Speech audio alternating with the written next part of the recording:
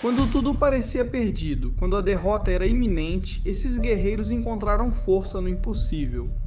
And there's a right hand uppercut and down goes Douglas. Oh, the uppercut. What an uppercut by Douglas and down goes Tyson. Eles saíram do abismo e mudaram a história com um golpe. Hoje, vamos relembrar as maiores viradas históricas. No dia 4 de setembro de 2021, em Roterdã, o lendário Badr Hari subiu ao ringue com a missão de calar as dúvidas. O marroquino era considerado um dos kickboxers mais ferozes da história e diante dele estava o polonês Arkadiusz Piszczek, um rival jovem, forte, mas sem a fama nem a experiência do Bad Boy. Badr Hari vinha sendo arrogante antes da luta. Espere até que ele vença. Que se dane a humildade. Desde o início, a luta parecia um massacre unilateral. Badr usou todo o seu poder, golpes violentos de esquerda, direita, ganchos e joelhadas. Piszczek tentava responder, mas cada golpe o fazia vacilar. New team, he's reached the same as Badr. Nice. No segundo round, Badr intensificou a pressão, derrubou uma vez, depois duas e até 3 vezes. I can just guarantee you there'll be finish. Oh, he's down for a second time. Just way to go down again. O público já via a luta como uma execução. O polonês se levantava com dificuldade e olhar perdido, enquanto todos aguardavam que o árbitro interrompesse o massacre. Mas foi aí que nasceu a virada. Quando tudo parecia acabado, quando Hari buscava o golpe final, Piszczek lançou um chute alto de esquerda, limpo, explosivo e acertou direto na cabeça de Badr Hari. O marroquino caiu de costas nocauteado enquanto o estádio ficava em silêncio. De estar a segundos da derrota, Piszczek virou a luta com um único golpe que rodou o mundo. A luta, que deveria ser a ressurreição de Badr Hari, acabou se tornando o maior momento da carreira de Piszczek. Em 27 de novembro de 2010, no MGM Grand em Las Vegas, Juan Manuel Márquez subiu ao ringue com 37 anos para defender seus títulos dos pesos leves contra o australiano Michael Katsidis, guerreiro feroz famoso mundialmente por seu estilo suicida. Sempre avançando, sempre buscando a guerra. E naquela noite, desde o primeiro segundo, deixou claro que ia transformar a luta em um inferno. Katsidis saiu como um touro bravo, pressionando sem descanso, lançando combinações potentes e tentando encurralar o mexicano nas cordas. Márquez, fiel ao seu estilo, tentava manter a calma, medindo com o jab e soltando a direita precisa. Is what Katsidis needs tonight. Good combination by Márquez. To me about round 1, Emmanuel. Katsidis may be just a little bit stronger. Mas no terceiro round chegou no momento que mudou tudo. Katsidis acertou um gancho de esquerda devastador direto no queixo.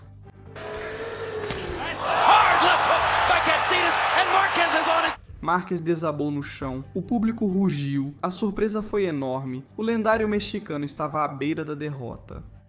O que diferencia os grandes dos mortais é como se levantam. Márquez levantou-se sem emoção, com sua calma habitual, e iniciou uma recuperação memorável. Começou a contra-atacar com precisão cirúrgica, encontrando a distância perfeita para punir cada avanço de Katsidis.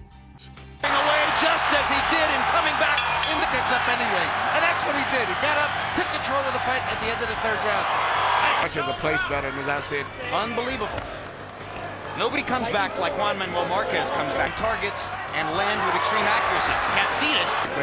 Question is, if he's landing more clean, effective punches, that's going to take us. Márquez has made a tactical. O australiano continuava lançando golpes com fúria, mas Márquez o recebia com combinações limpas. Diretos de direita, uppercuts que levantavam a cabeça, ganchos no corpo que o paravam na hora. It's funny. Both guys are vulnerable for uppercut. Even though Márquez fights good, Katsidis needs it because he doesn't place his punches that good, so he has to smother Márquez. Been his personal fountain of youth. pro and con. Just like this fight. Katsinas. Crowd got excited about Katsinas.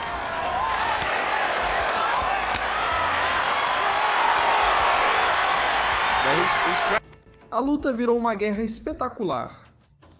Katsinas avançava como um tanque, decidido a terminar o que havia começado, mas Marques, com inteligência suprema, ia desmontando ele pouco a pouco. He's following him too. He's keeping Marquez, making Marquez very uncomfortable here.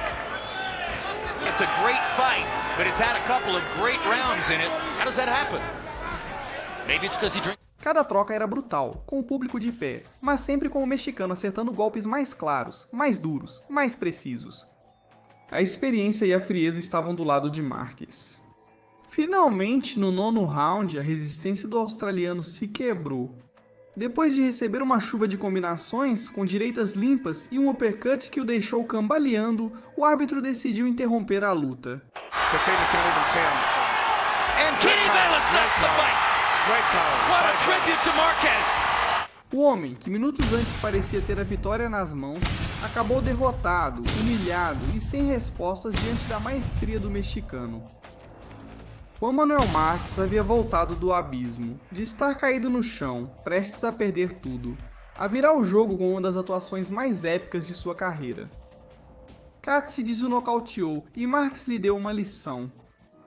No dia 7 de maio de 2005, no Mandalay Bay de Las Vegas, dois guerreiros entraram no ringue com o mesmo objetivo: deixar sua alma em uma batalha inesquecível. Diego Chico Corrales, alto, magro, com um soco descomunal contra José Luiz Castillo, o mexicano que parecia feito de ferro com um estilo frontal e demolidor. Ninguém esperava a técnica refinada naquela noite. Todos sabiam que uma guerra estava por vir e desde o soar do primeiro gongo, foi exatamente isso que receberam. Ambos foram ao centro do ringue e trocaram golpes, parecendo querer se destruir já no primeiro round.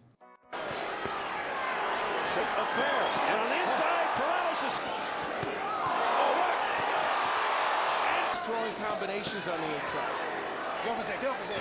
And a left hook up Castillo gets good work done. That's what Castillo is hoping. Os ganchos no corpo de Castillo ressoavam como tiros de canhão, enquanto Corrales respondia com direitas longas e uppercuts que balançavam a cabeça do mexicano. Meanwhile, Castillo again. The absence of the jab of Corrales is a real big surprise to me. And this is a very tough fight to go around the eye. At least that... Nenhum recuava, nenhum se protegia. Cada round era um massacre, uma batalha de orgulho, resistência e dor. A luta avançava em um ritmo desumano, toda vez que parecia que um tomava vantagem, o outro respondia com fúria. Os rostos já mostravam o castigo. Corrales com cortes e o maxilar marcado, Castillo com hematomas e a respiração pesada. O público estava de pé, sabendo que estavam presenciando uma daquelas guerras que definem carreiras. E então chegou o 10º round, o capítulo imortal. Corrales, exausto, levou um gancho de esquerda e caiu na lona.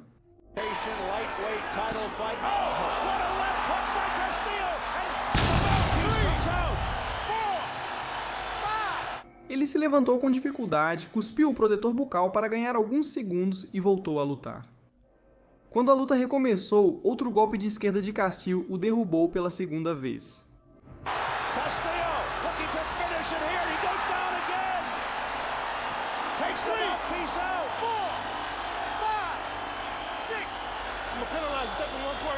Tudo parecia perdido, o mexicano tinha a vitória, mas o que veio depois foi um milagre do boxe.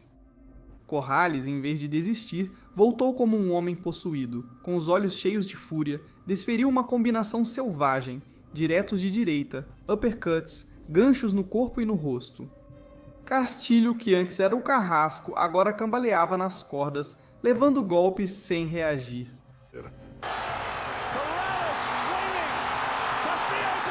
A multidão enlouquecia e o árbitro Tony Weeks interrompeu a luta. Em menos de 3 minutos, Corrales passou de estar a um passo da derrota para conseguir uma das viradas mais épicas de todos os tempos. Castillo o derrubou 2 vezes e Corrales o nocauteou na mesma rodada. No dia 17 de março de 1990, no Hilton de Las Vegas, dois estilos opostos se enfrentavam. Júlio César Chaves, invicto, o implacável guerreiro mexicano, contra Meldrick Taylor, campeão olímpico, técnico veloz com uma habilidade quase impossível de igualar. Foi uma disputa pela supremacia no superleve, e desde o início Taylor deixou claro que seu plano era desarmar Chaves com pura velocidade. Right hand lead. Damage for Chavez now. A solid left. Round após round, o americano disparava rajadas intermináveis, combinações de 3, 4, 5 golpes que pareciam inalcançáveis. Chaves avançava como um tanque, mas sofria golpes constantes enquanto Taylor somava pontos e sorria confiante. Once to me, Ray, so far. Chavez still boring in, coming straight forward against Taylor.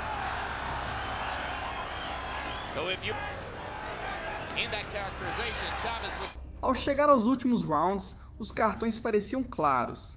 Taylor estava na frente, dominando com sua rapidez e precisão, mas Chaves nunca deixou de avançar. Com o rosto ensanguentado, continuou pressionando, desferindo ganchos no corpo que aos poucos iam desgastando o norte-americano. Throwing the jab from great. Say this as far as Taylor's concerned, because fatigue has definitely set in with both fighters. They've thrown a lot of punches. To have fought in the last 20 years. E então chegou o momento histórico.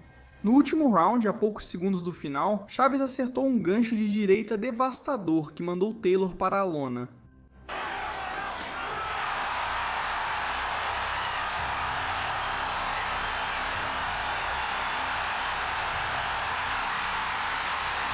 O público ficou enlouquecido. Taylor se levantou cambaleando, tentando convencer o árbitro de que podia continuar. Mas Richard Steele interrompeu a luta a apenas 2 segundos do final. A invencibilidade do mexicano continuava intacta. A guerra antes perdida virou uma das maiores reviravoltas da história do boxe. Taylor dominou toda a noite, mas Chaves venceu no segundo decisivo, em 25 de fevereiro de 1995. Em Londres aconteceu uma das lutas mais brutais da história do boxe. Nigel Benn, o Dark Destroyer, defendia seu título dos supermédios contra o americano Gerald McClellan, um nocauteador temido que chegava com fama de destruidor. 29 vitórias, 27 por nocaute, a maioria nos primeiros rounds. Para muitos, Benn não tinha chance e essa sensação pareceu se confirmar desde o primeiro round. McClellan saiu como um assassino e um direto selvagem mandou Benn para fora do ringue.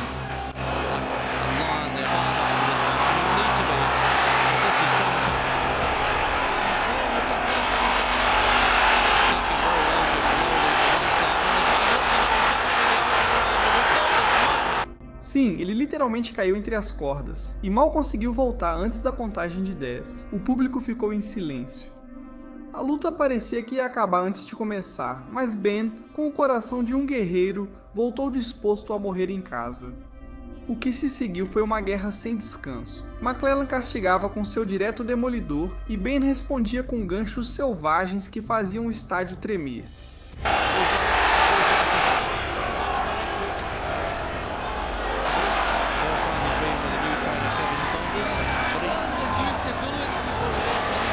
Round após round, o britânico absorvia castigos brutais, cambaleava, parecia que ia cair, mas sempre voltava ao ataque com uma ferocidade indescritível.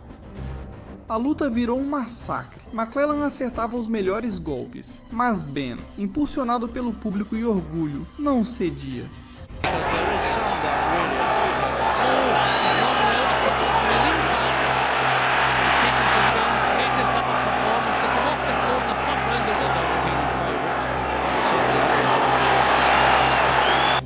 No oitavo e nono assaltos, o britânico começou a encontrar seu ritmo. Combinações no corpo, uppercuts no queixo. Pela primeira vez, o invencível McClellan parecia humano durante as trocas de golpes. No 10º round, houve uma reviravolta inesperada. Benn aplicou uma combinação forte e derrubou McClellan.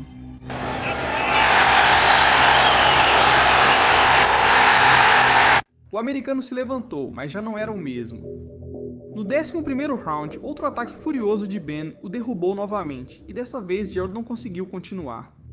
O árbitro interrompeu a luta e o estádio explodiu em um rugido ensurdecedor. De estar praticamente nocauteado e fora do ringue no primeiro round, Nigel Benn se recuperou e acabou vencendo o homem mais temido da divisão em uma das vitórias mais épicas e sangrentas que o boxe já viu. McClellan o tirou do ringue e Benn o tirou do trono. Em 11 de fevereiro de 1990, em Tóquio, Japão, Mike Tyson defendia seus títulos mundiais. Invicto, temido, com 37 vitórias, 33 delas por nocaute, era considerado invencível, o homem mais perigoso do planeta. James Buster Douglas estava à sua frente, um desafiante com 4 derrotas e poucas chances reais, segundo quase todos. As apostas eram tão claras que pagavam 42-1 pelo Douglas.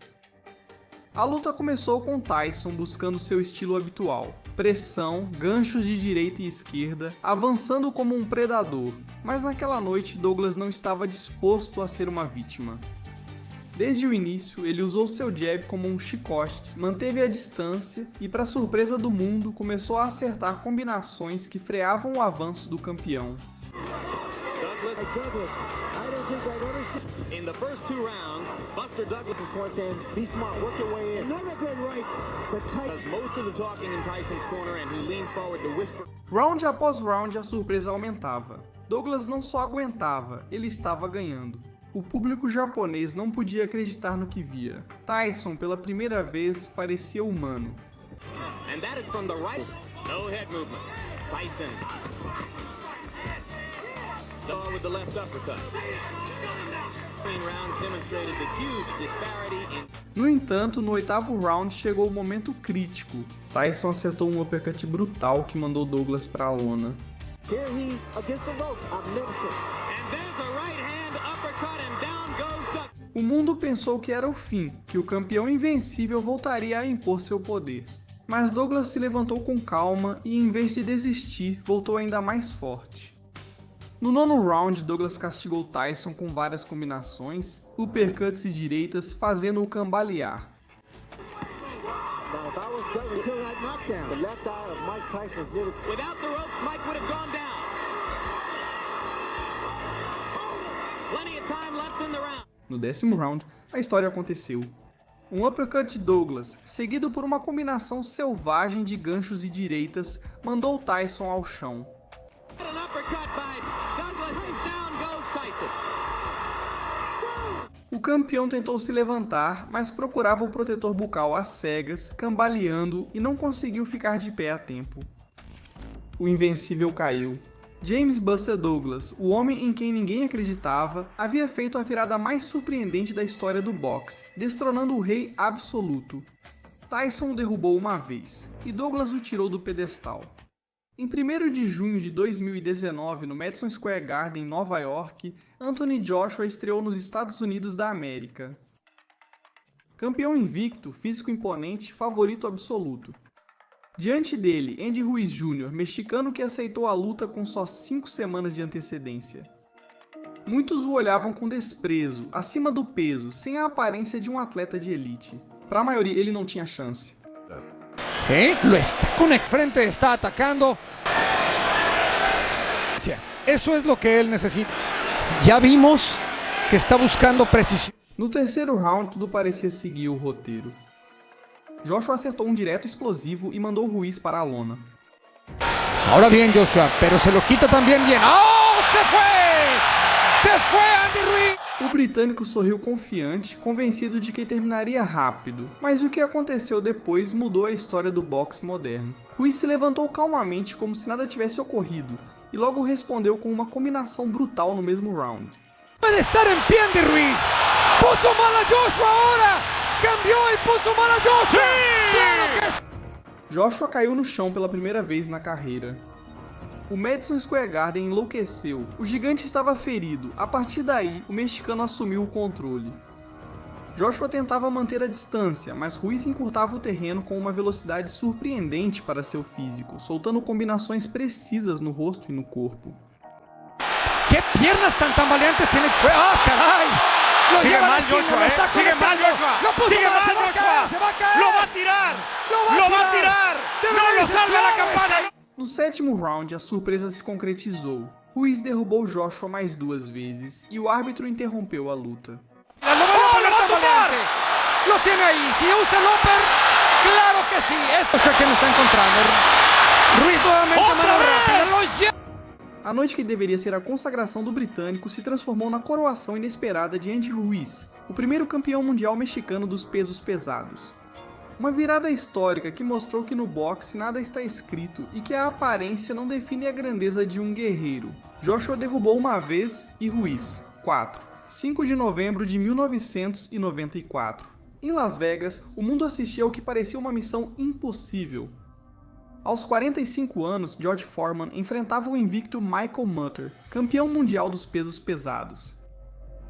A diferença de idade, ritmo e energia era enorme. Um veterano que muitos consideravam acabado contra um jovem campeão em seu melhor momento. Desde o início, a luta foi um domínio claro de Mutter. O canhoto conectava jabs e contou até 10. George Foreman, com 45 anos, recuperava o campeonato mundial dos pesos pesados. Saiu de dominado em todos os rounds para vencer com um só golpe. Uma virada que não foi apenas um nocaute histórico, mas uma lição de paciência, fé e poder.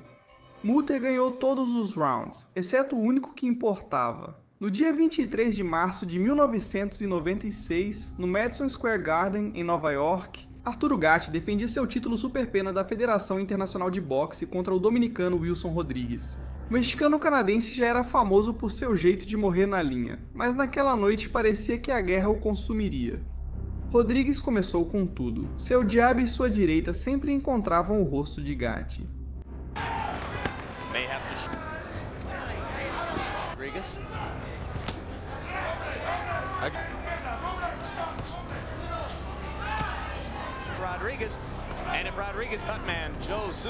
No segundo round, um cruzado perfeito o mandou para a lona. Gatti se levantou, mas o castigo continuou. O olho direito começou a se fechar, seu rosto estava ensanguentado e o público via o que parecia ser uma derrota certa. Round após round, Rodrigues dominava e se aproximava da vitória.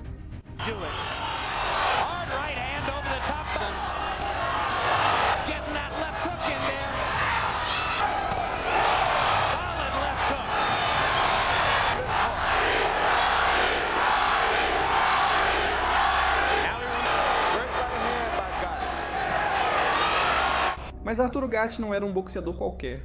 Com o olho praticamente fechado, continuou avançando, buscando a troca de golpes, recebendo castigo e devolvendo cada soco com fúria.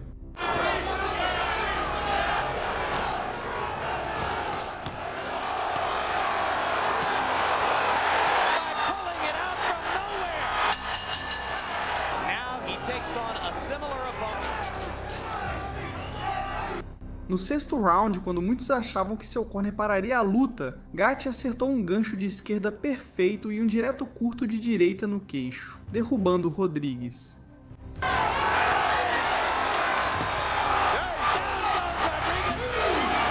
O dominicano tentou se levantar, mas estava acabado. O árbitro interrompeu a luta e o Madison Square Garden explodiu. Gatti, sangrando, inchado, fisicamente destruído, havia se recuperado do nada e conseguido um nocaute memorável. Naquela noite nasceu definitivamente a lenda do guerreiro sangrento. Rodrigues o deixou cego e Gatti o deixou na lona. 21 de novembro de 1987, Las Vegas. Júlio César Chaves subiu para o peso leve e enfrentou Edwin Chapo Rosário, o temível socador porto-riquenho. Antes da luta, Rosário era visto como o favorito, explosivo, com mãos de dinamite. Muitos diziam que o jovem mexicano não suportaria seu poder. Desde o início, Rosário descarregou toda a sua força. Seus diretos estremeciam Chaves, que absorvia o castigo e continuava avançando. The big question mark is, of course, Livingston, Bramble, Miami and Sissoko, who use the long jabs. Okay, Rosario hasn't. It's very much a new. They don't even, when they call break, they step back just half a yard and then back straight. Round após round, o mexicano recebeu golpes que teriam derrubado qualquer um, mas jamais recuou. Enquanto isso, ia minando o porto-riquenho com ganchos no corpo, desgastando-o pouco a pouco. Normally a close-up action sit for it. He's thinking defence now. No, he's trying it again, but to the body. you'd think he was a full lightweight. He's obviously had to... Well, I don't think the traders are going to complain about this. These little left hooks, they won't open up their mouth and close in like this. But, I mean, real pro stuff, that is. Quando parecia que o poder de Rosário iria quebrá-lo, aconteceu o contrário. Chaves o triturou durante 11 assaltos até que o árbitro interrompeu a luta. He's getting there, and it's also giving Chavez the toes of Rosario, and that seems to be his plan at the moment. Going into the crowd. Yes, it looks like it's going to be all over, and it is. Compassionate. Uma virada brutal de resistência, de ferro, onde o mexicano transformou a luta em um massacre a seu favor. Rosário prometeu nocauteá-lo e acabou nocauteado pelo castigo constante. 28 de setembro de 1979, Las Vegas. Larry Holmes, campeão mundial dos pesos pesados, defendia o título contra Ernie Shavers, um dos maiores nocauteadores da história. Holmes controlava com seu jab e ritmo.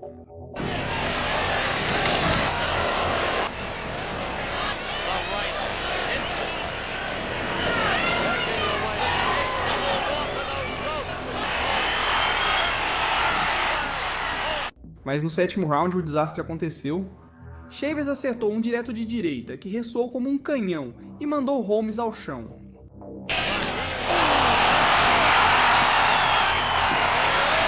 O campeão caiu com o olhar perdido, cambaleando ao se levantar. Todo mundo achou que era questão de segundos para que Shavers completasse o trabalho.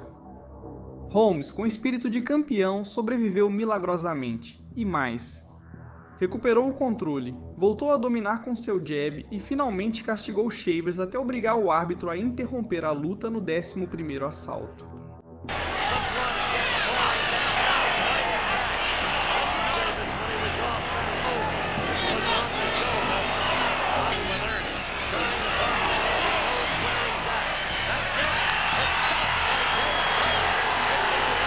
Uma virada diante do homem com o soco mais forte do boxe.